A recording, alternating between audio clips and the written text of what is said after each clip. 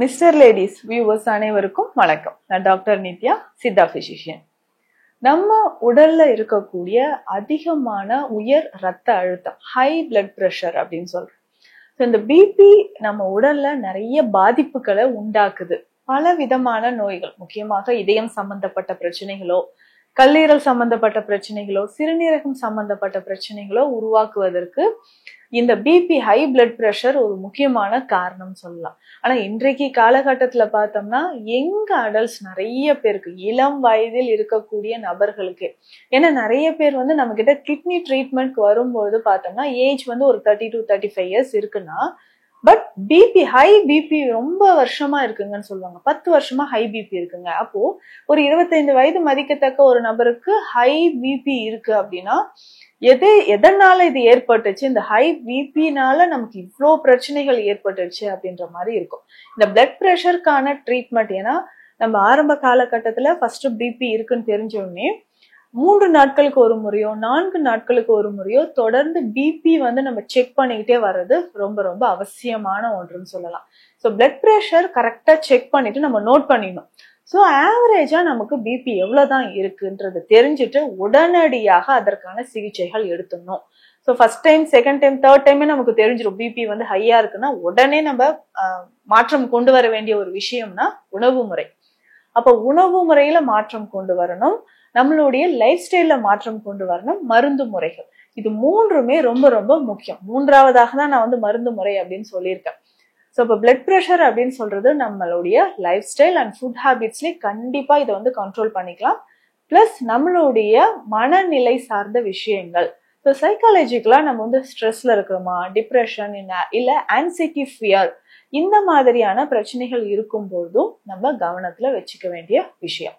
சரி, தொடர்ந்து நம்ம உடல்ல பாதிப்புகள் இருந்துகிட்டே இருந்துச்சுன்னா பிபியை எப்படி கண்ட்ரோல் பண்றது? ஃபர்ஸ்ட் நான் சொன்னது உணவு முறை.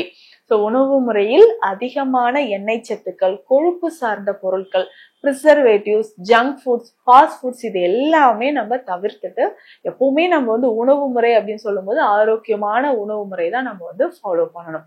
ஸோ இந்த மாதிரி ஆரோக்கியமான உணவு முறைகளை நம்ம ஃபாலோ பண்ணும்போது நல்ல மாற்றம் நம்ம உடல்ல ஏற்பட ஆரம்பிக்கும். நம்மளுடைய லைஃப் ஸ்டைல் அப்படின்னு சொல்லும்பொழுது தூக்கம். ஸோ தூக்கம் கரெக்டா நம்ம ஃபாலோ பண்ணிக்கிறோம்.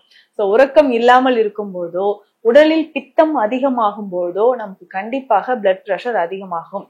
இது சித்த மருத்துவத்துல குருதி அழல் அப்படின்னு தான் சொல்லுவோம். அழல் அப்படின்னா பித்தம். அப்போ பித்தம் அதிகமாகி ரத்தத்தில் கலக்கும் பொழுது நமக்கு பிளட் பிரஷர் லெவல் அதிகமாகுது. பித்தத்தை சமநிலைப்படுத்தக்கூடிய விஷயங்களை நம்ம ஃபாலோ பண்ணலாம்.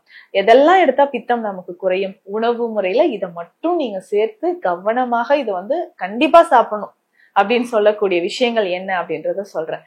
தினம்தோறும் காலையில் ஒரு 2 ஏலக்காய். ஏலக்காய் அப்படின்னு சொல்ற விஷயம் ஒரு பித்த சமனி. நம்ம உடல்ல பித்தத்தை குறைப்பதற்கு ஏலக்காய் மிகவும் சிறந்தது. ஸோ இந்த ஏலக்காய் பொடியாக நம்ம பயன்படுத்தலாம், அல்லது நம்ம தண்ணீர்ல அந்த பொடியே ஒரு அரை ஸ்பூன் எடுத்து ஒரு தண்ணீர்ல போட்டு கொதிக்க வச்சு அந்த தண்ணீரை மட்டும் நம்ம குடிச்சிட்டு வரலாம். இல்ல நான் ஏலக்காய் வாயில வச்சுட்டு நல்லா சவைச்சிட்டு அந்த சலைவாவோட உமிழ்நீரோட சேர்த்து அதை சாறு விழுங்கிக்கிட்டே வரலாம். இது ரொம்ப சீக்ரெட்டான ஒரு விஷயம். சிம்பிளா நம்ம பிபியை குறைக்கிறதுக்கு இதை நம்ம ஃபாலோ பண்ணலாம். அதற்கு அடுத்து முக்கியமானதுன்னு பார்த்தோம்னா சீரகம். இந்த சீரகத்தை நம்ம எப்படி பயன்படுத்த போறோம் அப்படின்னா, நம்ம உடல்ல இருக்கக்கூடிய அதிகப்படியான பிளட் பிரஷரை குறைப்பதற்கு சீரகம் ரொம்ப ரொம்ப முக்கியமான ஒன்று. இப்ப சீரகத்தை நம்ம பயன்படுத்தும் பொழுது நம்ம உடல்ல இருக்கக்கூடிய ஹை பிளட் பிரஷர் நமக்கு குறைய ஆரம்பிக்கும். சரி, இந்த ஏலக்காய் சீரகம் 2 பொருளே நமக்கு போதுமானது அப்படின்னு சொல்லலாம். இல்லைன்னா இந்த ஏலக்காய் பொடி தனியா எடுத்து வச்சுக்கணும், சீரகம் பொடி தனியா எடுத்து வச்சிடணும். ஸோ இதை ரெண்டுமே நம்ம பாயில் பண்ணி டீ மாதிரி காலையில ஒரு 100 அல்லது 150 ml அளவுக்கு குடிச்சுக்கிட்டே வரும்பொழுது உடல்ல இருக்கக்கூடிய பிளட் பிரஷர் நமக்கு குறையும். ஸோ உணவு முறையில் நான் சொன்ன மாற்றங்கள் நிச்சயமாக செஞ்சுட்டு இதையும் நம்ம ஃபாலோ பண்ணிக்கிட்டே வரணும். அதற்கு அடுத்ததாக பித்த சமனி அப்படின்னு சொல்லக்கூடிய முக்கியமான ஒரு மூலிகை எலுமிச்சை. எலுமிச்சை அப்படின்னு சொல்லும்பொழுது நமக்கே தெரியும் நம்ம உடலுக்கு ஒரு புத்துணர்வை தரக்கூடியது. பிபி இருக்கக்கூடிய நிறைய பேருக்கு பார்த்தோம்னா எப்பவுமே டென்ஷனா இருக்கிற மாதிரி இருப்பாங்க. ஸோ தலையில எப்பவுமே ஒரு சூடு இருக்கிறது, தலையில அதிகமான ஒரு வெப்பம், ஒற்றை தலைவலி ஏற்படுறது, இந்த மாதிரியான பிரச்சனைகள் இருக்கும். ஸோ இதை நம்ம சரி செய்யறதுக்கு நம்ம என்ன பண்ணலாம்னா எலுமிச்சை ரொம்ப சிறந்தது. ஸோ எலுமிச்சை ரொம்ப சிம்பிளா நம்ம அந்த ஜூஸ் மாதிரியோ இல்ல எலுமிச்சை தோலோட தண்ணீர்ல போட்டு பாயில் பண்ணி அந்த தண்ணீரை நம்ம குடிக்கும் போதோ நம்ம உடலுக்கு பிளட் பிரஷர் நல்லாவே குறைய ஆரம்பிக்கும். இப்ப தொடர்ந்து இதை நம்ம ஃபாலோ பண்ணிக்கிட்டே வந்தோம்னா பிபி குறைய ஆரம்பிக்கும். சித்த மருத்துவத்திலும் பார்த்தோம்னா மூன்றாவதாக நான் சொன்ன விஷயம் மருந்து முறைகள். மருந்து முறைகள் சொல்றது மூலிகை சார்ந்த விஷயங்கள் தான். இதுல முக்கியமாக நம்ம நெல்லிக்காய் பொடி எடுத்துக்கலாம். இப்போ நெல்லிக்காய் பொடியை எப்படி பயன்படுத்தலாம் அப்படின்னா தண்ணீர்ல கலந்தோ இல்ல நம்ம பால்ல கலந்தோ நம்ம குடிச்சிட்டு வரலாம். ஸோ அந்த மாதிரி நம்ம பயன்படுத்தும் பொழுதும் பிளட் பிரஷர் நமக்கு கொஞ்சம் கொஞ்சமாக குறைய ஆரம்பிக்கும். ஸோ இதை நெல்லிக்காய் பொடி நமக்கு மிக சிறந்த பலனை தரக்கூடியது. அதற்கு அடுத்தது பார்த்தோம்னா முக்கியமாக சித்த மருத்துவத்தில் வெண்தாமரை சூரணம் அப்படின்ற மருந்து இருக்கு. இந்த வெண்தாமரை சூரணம் பயன்படுத்தும் பொழுதும் நம்ம உடல்ல அதிகமான பலன்கள் கிடைக்க ஆரம்பிக்குது.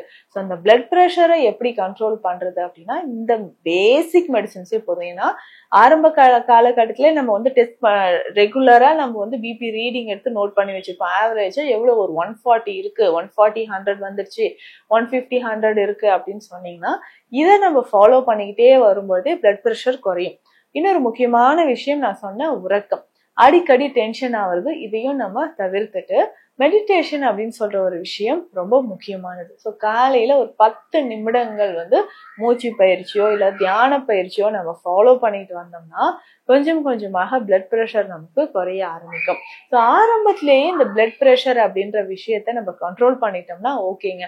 இது 5-6 வருடங்களாக ஹை பிளட் பிரஷர்லயே இருக்குன்னா காலப்போக்கில் நமக்கு இதயம் தொடர்பான பிரச்சனைகள் டக்குன்னு ஒரு சிலருக்கு பார்த்தோம்னா ஸ்ட்ரோக் வருது அப்படின்னு நம்ம சொல்றோம். இல்ல ஹார்ட் அட்டாக் இருக்கு, எம்ஐ அப்படின்னு சொல்லுவாங்க, மயோகார்டியல் இன்ஃப்ராக்ஷன் அப்படின்னு சொல்றது, சிறுநீரகம் சம்பந்தப்பட்ட பிரச்சனைகள் வருது. இது எல்லாமே வருவதற்கு காரணம் பார்த்தோம்னா ஹை பிளட் பிரஷர். அப்ப ஆரம்பத்துல ரொம்ப எளிமையாக நம்ம குணப்படுத்தக்கூடிய ஒரு விஷயத்த காலப்போக்கில், அதுவும் உடனே இல்ல, ஒரு 5-6 வருடங்கள் 10 வருடங்களாக ஹை பிபி இருந்துகிட்டே இருந்துச்சுன்னா கொஞ்சம் கொஞ்சமாக நம்ம உடல்ல முக்கியமான உறுப்புகளை அது பாதிக்குதுன்னு சொல்லலாம். ஸோ ஸ்டார்டிங்லேயே பிளட் பிரஷரை குறைக்கிறதுக்கு சிம்பிளான விஷயங்களை இந்த பதிவுல நம்ம பார்த்திருக்கோம். மீண்டும் அடுத்த பதிவில் சந்திக்கலாம். நன்றி.